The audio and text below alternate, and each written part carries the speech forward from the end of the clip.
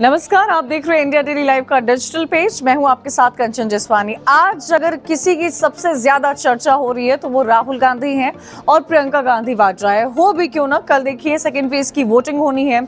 जनता अपने मत का इस्तेमाल करेगी और जहां जहां पर चुनाव है, जिन राज्यों में चुनाव है, 88 सीटों पर चुनाव है, वहां अपने मताधिकार का इस्तेमाल करेगी। इन सब के बीच में आज सबसे ज्यादा चर्चा राहुल गांधी की हो रही है, प्रियंका गांधी वाड्रा की हो रही है।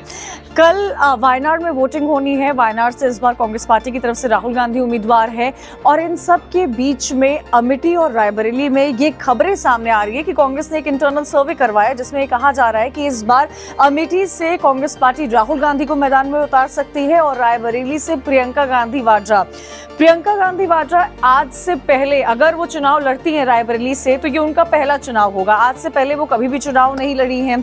पॉलिटिक्स में एक्टिव, अगर पॉलिटिक्स में एंट्री कही जाए तो 2004 में उनकी एंट्री हुई थी। एक्टिव पॉलिटिक्स 2019 में हमने देखा था। उत्तर प्रदेश में लड़की हूं, लड़ सकती हूं का नारा दिया था।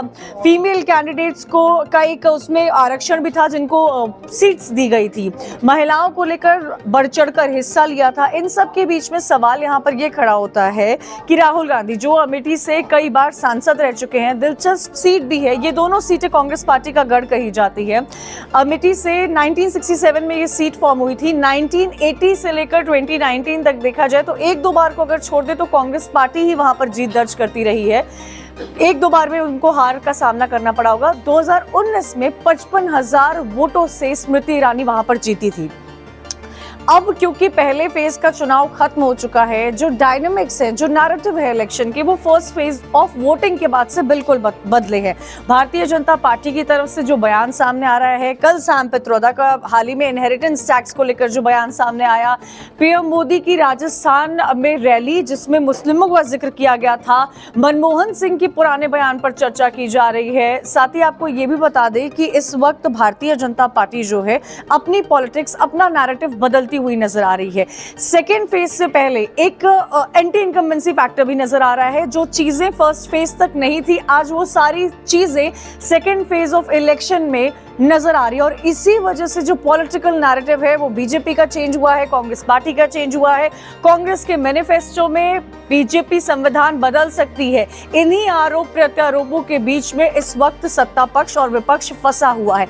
ऐसे में कांग्रेस पार्टी अपने इंटरनल सर्वे से काफी कॉन्फिडेंट नजर आ रही है कि अमेठी और रायबरेली से अगर राहुल गांधी और प्रियंका गांधी वाड्रा को मैदान में उतारा जाता है तो ये कांग्रेस के लिए फायदेमंद साबित होगा।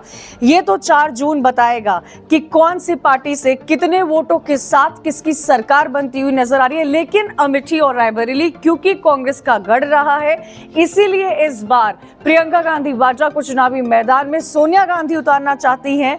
उनका एक तरह से कहा जाए तो एक छवि इंदिरा गांधी की उनमें साफ तौर पर नजर आती है और अगर वो उतरती हैं तो ये पहला उनका लोकसभा चुनाव होगा। नतीजे क्या रहेंगे ये 4 जून को इंडिया डेली लाइव पर लगातार आप देखते रहिएगा।